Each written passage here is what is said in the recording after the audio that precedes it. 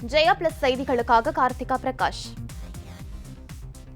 நான் தனியறையில் இருப்பதால் முகக்கவசம் அணியவில்லை. நீங்கள் கட்டாய முகக்கவசம் அணிந்து வெளியில் செல்லுங்கள். விரிவான செய்திகளை பார்ப்பதற்கு முன்னதாக தலைப்புச் செய்திகளை பார்க்கலாம்.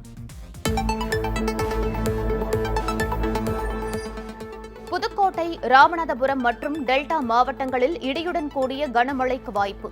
சென்னை வானிலை ஆய்வு மையம் தகவல்.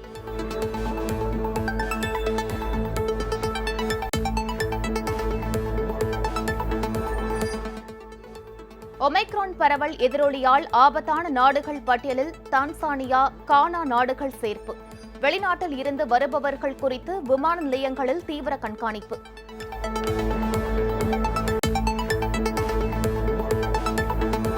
வங்கிகள் தனியார் மயத்தை எதிர்த்து வரும் 16, 17 தேதிகளில் நாடு தழுவிய வேலை நிறுத்தம் அறிவிப்பு. வங்கி ஊழியர்கள் சங்கங்களுடன் மத்திய அரசு இன்று பேச்சுவார்த்தை.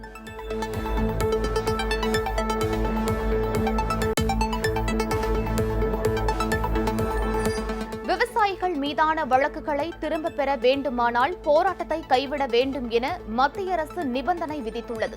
விவசாய சங்கங்கள் தகவல்.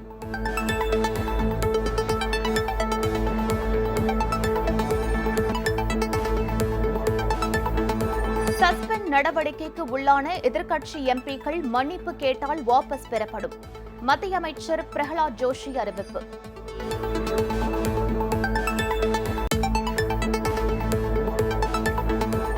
வான் இலக்கை தாக்கும் குறுகிய தூர ஏவுகணை பரிசோதனை வெற்றி. திட்டமிட்டபடி இலக்கை தாக்கியதாக பாதுகாப்பு ஆராய்ச்சி மற்றும் மேம்பாட்டு மையம் தகவல்.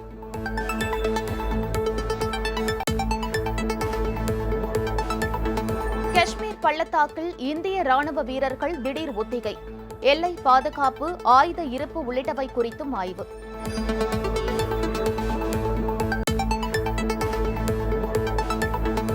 தமிழகத்தை தொடர்ந்து கேரளாவிலும் காய்கறி விலைகள் உயர்வு. கேரளாவில் 1 கிலோ தக்காளி 120 ரூபாய்க்கு விற்பனையாவதால் மக்கள் அதிர்ச்சி.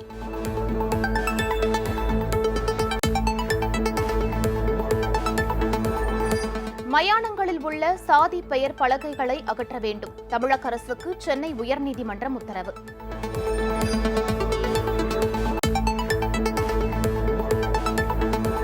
தமிழகத்தில் ரேஷன் பொருட்களை வாங்க கொரோனா தடுப்பூசி செலுத்தியிருக்க வேண்டியது கட்டாயமில்லை.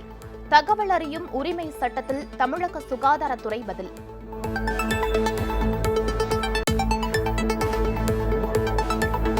திருச்சி ஸ்ரீரங்கம் கோவிலில் சொர்க்கவாசல் திறப்பு நிகழ்ச்சியில் பக்தர்களுக்கு அனுமதி இல்லை. திருவிழா நாட்களில் சுவாமி தரிசனம் மேற்கொள்ள நேர கட்டுப்பாடுகள் விதிப்பு.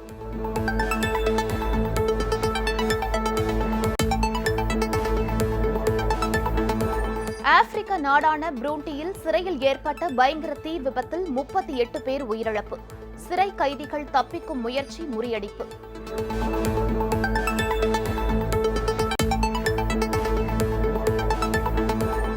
தென்னாப்பிரிக்காவுக்கு எதிரான கிரிக்கெட் போட்டிகளில் பங்கேற்கும் இந்திய அணி இன்று தேர்வு. போட்டிகளை திட்டமிட்டபடி நடத்துவது குறித்தும் பிசிசிஐ ஆலோசனை.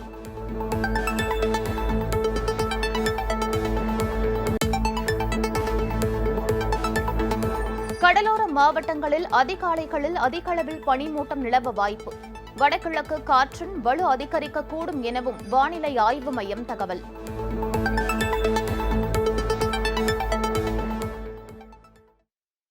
விரிவான செய்திகளை பார்க்கலாம். வங்கிகள் தனியார் மயத்தை எதிர்த்து பொதுத்துறை வங்கி ஊழியர் சங்கங்கள் 2 நாள் நாடு தழுவிய வேலைநிறுத்தம் நடத்தவுள்ள நிலையில் வங்கி சங்கங்களின் ஐக்கிய கூட்டமைப்பினருடன் மத்திய அரசு இன்று பேச்சுவார்த்தை நடத்துகிறது. பொதுத்துறை வங்கிகளை தனியார் மயமாக்கும் மத்திய அரசின் முயற்சிக்கு எதிராக வங்கி சங்கங்களின் ஐக்கிய கூட்டமைப்பு வருகிற 16, 17 தேதிகளில் 2 நாள் நாடு தழுவிய வேலை நிறுத்தம் செய்யப்போவதாக அறிவித்துள்ளன. இந்த நிலையில் வேலை நிறுத்தத்தை முடிவுக்கு கொண்டுவரும் முயற்சியாக பேச்சுவார்த்தைக்கு ஏற்பாடு செய்யப்பட்டுள்ளது. அதன்படி வங்கி அதிகாரிகள் மற்றும் ஊழியர் சங்கங்களின் பிரதிநிதிகள் கூடுதல் தலைமை தொழிலாளர் ஆணையருடன் டெல்லியில் இன்று பேச்சுவார்த்தை நடத்த உள்ளனர்.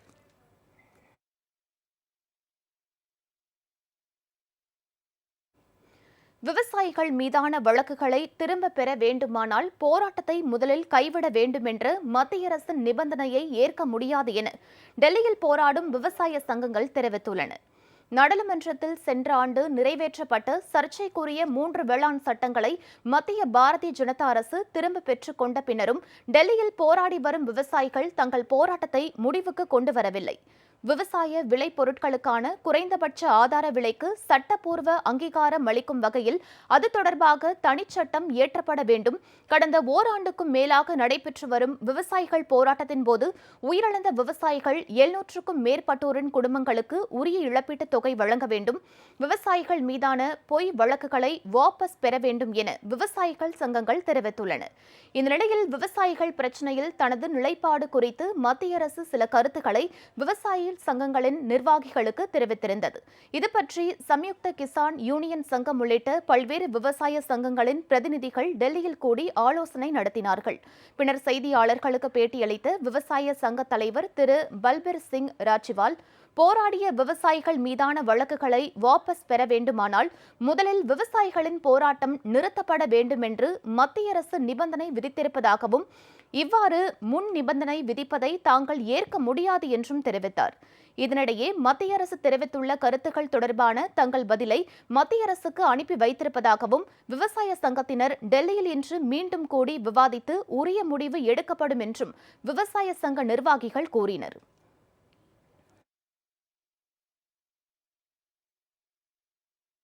புதுக்கோட்டை, ராமநாதபுரம் மற்றும் டெல்டா மாவட்டங்களில் இன்று இடியுடன் கூடிய கனமழை பெய்ய வாய்ப்பு இருப்பதாக சென்னை வானிலை ஆய்வு மையம் தெரிவித்துள்ளது. இது தொடர்பான சென்னை வானிலை ஆய்வு மையம் வெளியிட்டுள்ள செய்திக்குறிப்பில், வடகிழக்கு பருவமழை காற்றின் காரணமாக கடலூர், புதுக்கோட்டை, ராமநாதபுரம் மற்றும் டெல்டா மாவட்டங்களில் இன்று இடியுடன் கூடிய கனமழை பெய்யக்கூடும் என தெரிவிக்கப்பட்டுள்ளது. கடலோர மாவட்டங்களில் இடியுடன் கூடிய மிதமான மழையும், ஏனைய மாவட்டங்களில் லேசான மழையும் பெய்யக்கூடும் எனவும் கூறப்பட்டுள்ளது.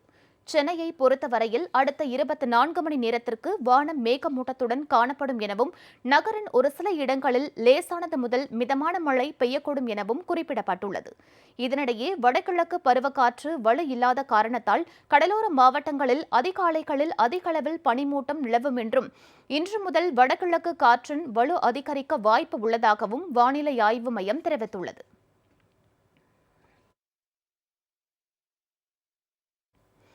மாநிலங்களவையில் இருந்து இடைநீக்கம் செய்யப்பட்டுள்ள எதிர்க்கட்சி எம்பிக்கள் மன்னிப்பு கோரினால் சஸ்பெண்ட் உத்தரவு திரும்ப பெறப்படும் என நாடாளுமன்ற விவகாரத்துறை அமைச்சர் திரு பிரகலாத் ஜோஷி தெரிவித்துள்ளார்.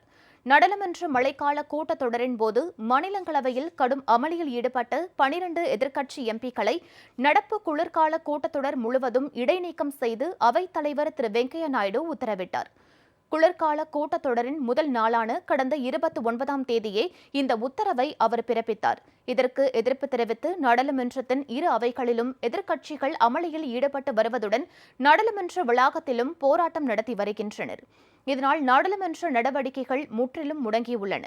இந்நிலையில் இது தொடர்பாக பேசிய நாடாளுமன்ற விவகாரத்துறை அமைச்சர் திரு பிரகலாத் ஜோஷி, மழைக்கால கூட்டத்தொடரில் மாநிலங்களவையில் என்ன நடந்தது என்பதை நாட்டு மக்கள் நேரலையில் பார்த்ததாகவும், அது நாடாளுமன்ற பதிவிலும் உள்ளதாகவும் கூறினார். அதே நேரம் இடைநீக்கம் செய்யப்பட்டவர்கள் மன்னிப்பு கோரினால் உடனடியாக சஸ்பெண்ட் உத்தரவு திரும்ப பெறப்படும் என்றும் அவர் கூறினார். பேரறிவாளனை விடுதலை செய்யக்கோரி தமிழக அமைச்சரவை அனுப்பி வைத்த பரிந்துரை மீது தற்போது வரை ஆளுநர் முடிவெடுக்காததற்கு உச்சநீதிமன்றம் கடும் அதிருப்தி தெரிவித்துள்ளது. முன்னாள் பிரதமர் ராஜீவ்காந்தி வழக்கில் பேரறிவாளன் உள்ளிட்ட 7 பேரை விடுதலை செய்வதாக தமிழக அமைச்சரவை முடிவெடுத்து அந்த பரிந்துரையை ஆளுநருக்கு அனுப்பி வைத்தது.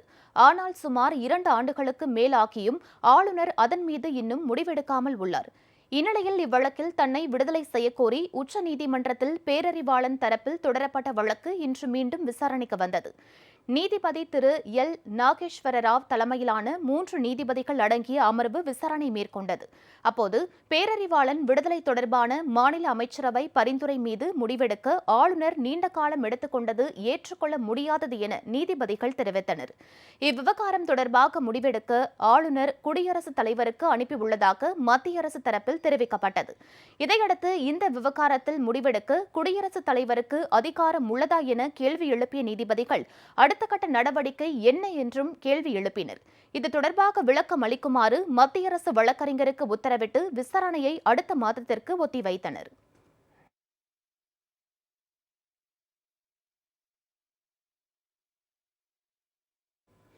ஒமைக்ரான் பரவல் காரணமாக ஆபத்தான நாடுகள் பட்டியலில் தான்சானியா, கானாஸ் ஆகிய இரு நாடுகளையும் மத்திய அரசு புதிதாக சேர்த்துள்ளது.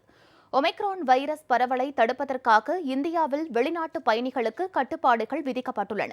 அதன்படி ஆபத்தான நாடுகள் என அறியப்படுகிற இங்கிலாந்து உள்ளிட்ட ஐரோப்பிய நாடுகள், தென்னாப்பிரிக்கா, Brazil, Botswana, China, Mauritius, New Zealand, Zimbabwe, Singapore, Hong Kong, Israel நாடுகளில் இருந்து வருகிற பயணிகளுக்கு விமான நிலையங்களிலே கொரோனா பரிசோதனை நடத்தும் நடவடிக்கை நடைமுறையில் உள்ளது. இதற்கிடையே இந்தியாவில் ஒமைக்ரான் பரவல் புதுவேகம் எடுத்துள்ள நிலையில் ஆபத்தான நாடுகள் பட்டியலில் தான்சானியா, கானா ஆகிய இரு நாடுகள் புதிதாக சேர்க்கப்பட்டுள்ளன. தான்சானியா நாட்டில் இருந்து வந்த 2 பயணிகளுக்கு ஒமைக்ரான் உறுதியானதால் இந்த நடவடிக்கை மேற்கொள்ளப்பட்டுள்ளதாக மத்திய விமானத்துறை தெரிவித்துள்ளது. மேலும் நாடு முழுவதும் தற்போது ஒமைக்ரான் தொற்று பரவல் நடவடிக்கைகளை மத்திய அரசு தீவிரப்படுத்தியுள்ளது.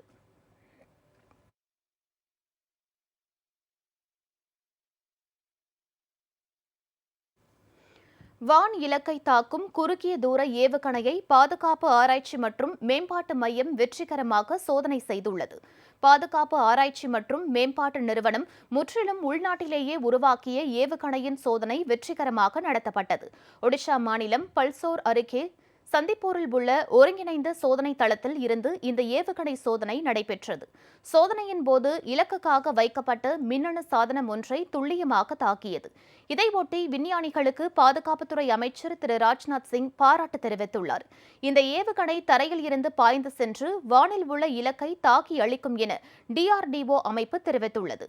50 கிலோமீட்டர் தூரம் வரை பாய்ந்து சென்று தாக்கும் இந்த ஏவுகணை கடற்படை கப்பல்களில் பொருத்துவதற்காக உருவாக்கப்பட்டுள்ளதாகவும் கூறப்பட்டுள்ளது.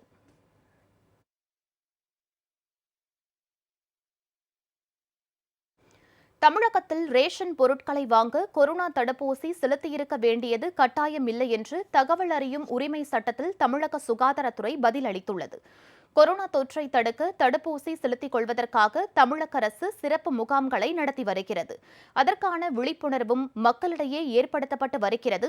இந்த நிலையில் ரேஷன் கடைகளில் பொருட்கள் வாங்குவதற்கும் தடுப்பூசி செலுத்தியிருப்பது கட்டாயம் என சமூக வலைதளங்களில் பரவி வருகிறது.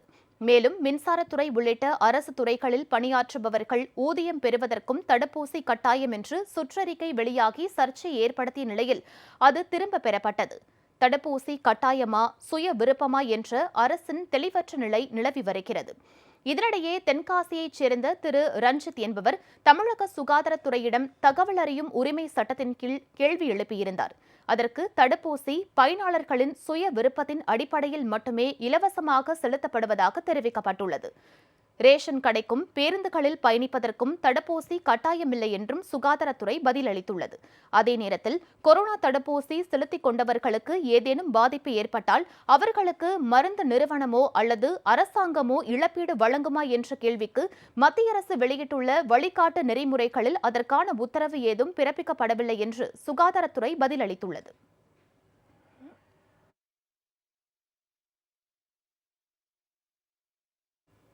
அஇஅதிமுக பொதுச் செயலாளர் புரட்சி தாய் சின்னம்மா சூப்பர் ஸ்டார் ரஜினிகாந்தை நேரில் சந்தித்து உடல்நலன் குறித்து விசாரித்ததுடன் தாதா சாஹேப் விருது பெற்றதற்கும் வாழ்த்து தெரிவித்தார். அஇஅதிமுக பொதுச் செயலாளரின் முகாம் அலுவலகம் வெளியிட்டுள்ள செய்திக்குறிப்பில் புரட்சி தாய் சின்னம்மா சூப்பர் ஸ்டார் திரு ரஜினிகாந்தை சென்னை போயஸ் தோட்ட இல்லத்திற்கு நேரில் சென்று மரியாதை நிமித்தமாக சந்தித்து பேசியதாக தெரிவிக்கப்பட்டுள்ளது. இச்சந்திப்பின் போது அவருடைய மனைவி திருமதி லதா ரஜினிகாந்தும் உடனிருந்தார். திரு ரஜினிகாந்த் அண்மையில் உடல்நலம் பாதிக்கப்பட்டு தற்போது முற்றிலுமாக குணமடைந்து வந்துள்ளதை அறிந்து உடல் நலனை பற்றியும் கேட்டறிந்தார். மேலும் திரு ரஜினிகாந்த் கலை உலகின் உயரிய விருதான தாதா சாஹேப் பால்கே விருது பெற்றதற்கும் தனது நெஞ்சம் நிறைந்த வாழ்த்துக்களையும் புரட்சி தாய் சின்னம்மா தெரிவித்துக் கொண்டதாகவும் அச்செய்திக்குறிப்பில் குறிப்பிடப்பட்டுள்ளது.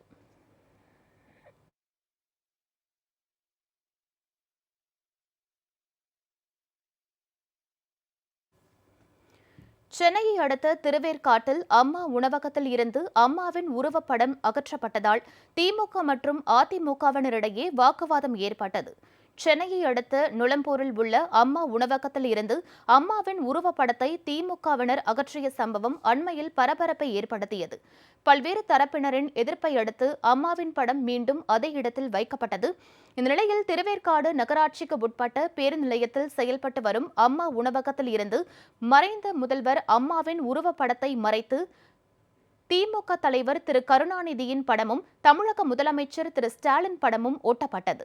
இதற்கு கண்டனம் தெரிவித்த அதிமுகவினர் திமுகவினரிடம் வாக்குவாதத்தில் ஈடுபட்டதால் சற்று நேரம் பரபரப்பு ஏற்பட்டது. சம்பவ இடத்துக்கு சென்ற போலீசார் சமரச பேச்சுவார்த்தையில் ஈடுபட்டனர். பின்னர் அம்மாவின் படத்தின் மீது ஒட்டப்பட்டிருந்த திரு கருணாநிதியின் படத்தை அகற்றினர். திருச்சி ஸ்ரீரங்கம் கோவிலில் சொர்க்கவாசல் திறப்பு நிகழ்ச்சியில் பக்தர்களுக்கு அனுமதி இல்லை என அறிவிக்கப்பட்டுள்ளது. திருச்சி ஸ்ரீரங்கம் கோவில் வைகுண்ட ஏகாதசி விழாவை முன்னிட்டு வரும் 14ஆம் தேதி அதிகாலை 4:45 மணிக்கு பரமபத வாசல் எனப்படும் சொர்க்கவாசல் திறப்பு நிகழ்ச்சி நடைபெறவுள்ளது. இந்நிலையில் கடந்த ஆண்டை போலவே இம்முறையில் சொர்க்கவாசல் திறப்பு நிகழ்ச்சியில் பங்கேற்க பக்தர்களுக்கு அனுமதி வழங்கப்படாது என அறிவிக்கப்பட்டுள்ளது. எனினும் கோவிலில் பக்தர்கள் சுவாமி தரிசனம் மேற்கொள்ள காலை 7 மணி முதல் இரவு 10 மணி வரை மட்டும் அனுமதி வழங்கப்படும் என தெரிவிக்கப்பட்டுள்ளது. வைகுண்ட ஏகாதசி திருவிழா முடியும் வரை இந்த நடைமுறை அமலில் இருக்கும் எனவும் அரசின் வழிகாட்டு நெறிமுறைகளை பின்பற்றி பக்தர்கள் சுவாமி தரிசனம் மேற்கொள்ள வருமாறும் கோவில் நிர்வாகம் தரப்பில் அறிவுறுத்தப்பட்டுள்ளது.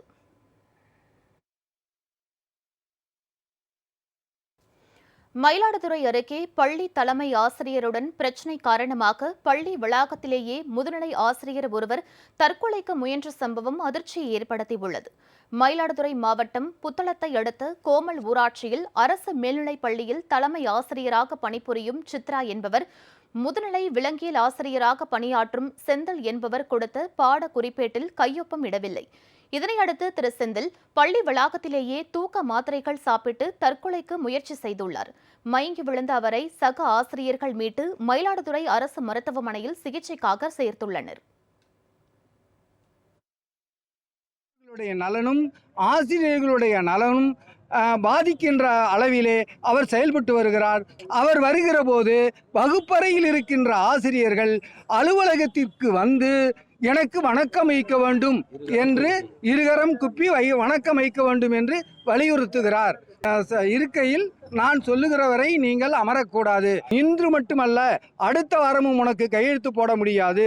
அதற்கு அடுத்த வாரமும் கையெழுத்து போடாமல் உன் மீது துறைவாரியான நடவடிக்கை எடுப்பதற்கு ஆயத்தம் செய்திருக்கிறேன் என்று மிரட்டிய காரணத்தினாலே அவர் தற்கொலைக்கு முயன்றிருக்கிறார் என்பது. இது துறைவாரியான நடவடிக்கையும் காவல்துறையினர் நடவடிக்கையும் அவரின் தலைமை ஆசிரியர் மீது எடுக்க வேண்டும் என்று மிக அன்போடு கேட்டுக்கொள்கிறேன்.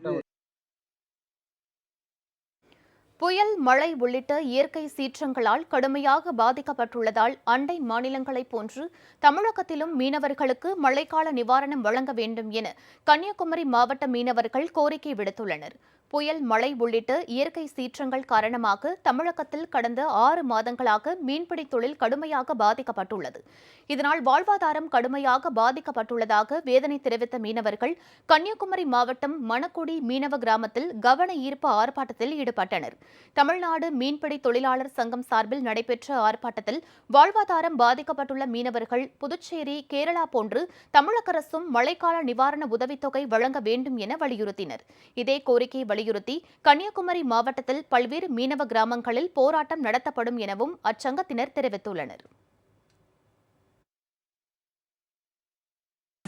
கழிந்த 6 மாத காலமாக தொடர்ச்சியான புயல் எச்சரிக்கை காரணத்தால் மீனவர்கள் மீன்பிடி தொழிலுக்கு செல்ல இயலாத நிலைமை ஏற்பட்டுள்ளது. இந்த காலகட்டத்தில் மீனவர்களுடைய வாழ்க்கை என்பது பசியும் பட்டினியுமாக கொடும் கடன்களுக்கு வாங்கிய விசைப்படகுகள், வள்ளங்கள் போன்றவைகளுக்கு வட்டி கட்ட முடியாதல் மிகவும் கஷ்டமான சூழ்நிலையில் சொல்லண்ணா கஷ்டங்களுடன் வாழ்ந்து வருகிறார்கள். இவைகளை கணக்கில் கொண்டுதான் நமது அருகாமையில் இருக்கக்கூடிய பாண்டிச்சேரி மாநில அரசு மழை நிவாரணம் என்ற முறையில் நவம்பர் மாதம் ரூபாய் 5000 நிவாரணமாக வழங்கியிருக்கிறார்கள். அதேபோல நமது அண்டை மாநிலமான கேரள மாநில அரசு 2 முறை நவம்பர் மாதம் 3000 என அறிவித்து வழங்கியிருக்கிறார்கள். தமிழக அரசும் இந்த மழை நிவாரணத்தை உடனடியாக வழங்க வேண்டும் என்பது கோரிக்கை. தமிழகத்தைப் போல் கேரளாவிலும் காய்கறிகள் விலை கடுமையாக உயர்ந்துள்ளது. 1 கிலோ தக்காளி 120 வரையில் விற்பனையாவதால் பொதுமக்கள் அவதியடைந்துள்ளனர். பருவமழையின் காரணமாக தக்காளி வரத்து குறைந்துள்ளதால் தமிழகத்தில் தக்காளி உள்ளிட்ட காய்கறிகளின் விலை அதிகரித்து வருகிறது. தமிழகத்தில் தக்காளி விலை 120 முதல் 130 ரூபாய் வரை உயர்ந்துள்ளது. இந்நிலையில் தமிழகத்தை தொடர்ந்து கேரளத்திலும் தக்காளி விலை அதிகரிக்க தொடங்கியுள்ளது. கேரளத்திலும் தொடர் மழை காரணமாக பயிர்கள் பாதிக்கப்பட்டுள்ளதால் தக்காளி விலை அதிகரித்துள்ளது. கேரளத்தில் சில்லறை விற்பனையில் 1 கிலோ தக்காளி 140 முதல் 160 ரூபாய் வரை விற்பனையாகிறது. மொத்த விற்பனையில் 1 கிலோ தக்காளி 120 ரூபாய் வரை விற்கப்படுகிறது. காய்கறிகளில் விலை உயர்வால் பொதுமக்கள் கடுமையாக அவதியடைந்துள்ளனர்.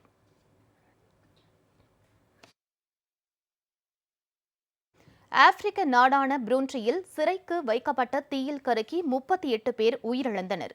புரூண்டி தலைநகர் ஜிட்டேகாவில் உள்ள சிறையில் வெறும் 400 பேரை மட்டுமே சிறை வைக்க முடியும். ஆனால் அங்கு 1539 பேர் அடைக்கப்பட்டிருந்தனர்.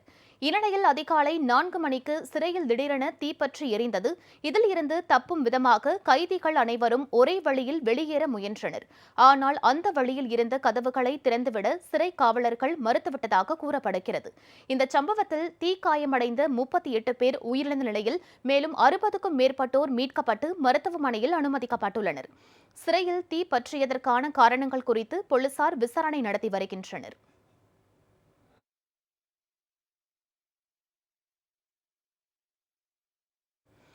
தென்னாப்பிரிக்காவுக்கு எதிரான கிரிக்கெட் தொடரில் விளையாடும் இந்திய அணியின் வீரர்களை தேர்வு செய்ய பிசிசிஐ இன்று ஆலோசனை மேற்கொள்கிறது. இந்திய கிரிக்கெட் அணி சொந்த மண்ணில் நியூசிலாந்துக்கு எதிரான தொடரை கைப்பற்றியது. 20 ஓவர் தொடரை 3-0 என்ற கணக்கிலும் டெஸ்ட் தொடரை 1-0 என்ற கணக்கிலும் கைப்பற்றியது. இந்திய அணி அடுத்து தென்னாப்பிரிக்காவுடன் விளையாடுகிறது. அந்நாட்டுக்கு சென்று 3 டெஸ்ட் 3 ஒருநாள் போட்டி மற்றும் 4 20 ஓவர் ஆட்டத்தில் விளையாட திட்டமிட்டு இருந்தது. இதற்கான போட்டி அட்டவணையும் ஏற்கனவே அறிவிக்கப்பட்டிருந்தது. தென்னாப்பிரிக்காவில் கண்டறியப்பட்ட ஒமைக்ரான் வைரஸ் காரணமாக இந்தியா தென்னாப்பிரிக்கா இடையேயான போட்டி அட்டவணையில் மாறுதல் செய்யப்பட்டது. வருகிற 17ஆம் தேதி தொடங்க இருந்த டெஸ்ட் தொடர் 26ஆம் தேதி தொடங்கும் என்று அறிவிக்கப்பட்டது. இதேபோல 20 ஓவர் தொடர் பின்னர் நடைபெறும் என்று தெரிவிக்கப்பட்டுள்ளது. திருத்தி அமைக்கப்பட்ட போட்டி அட்டவணையை தென்னாப்பிரிக்க கிரிக்கெட் வாரியம் அறிவித்துள்ளது. இந்திய அணி வருகிற 16ஆம் தேதி தென்னாப்பிரிக்கா புறப்பட்டு சென்று 3 டெஸ்ட் மற்றும் 3 ஒருநாள் போட்டிகளில் விளையாடுகிறது. தென்னாப்பிரிக்கா தொடருக்கான இந்திய அணி இன்று அறிவிக்கப்படும் என்று தெரிகிறது. இதற்காக வீரர்களை தேர்வு செய்ய பிசிசிஐ ஆலோசனைக் கூட்டம் இன்று நடக்கிறது.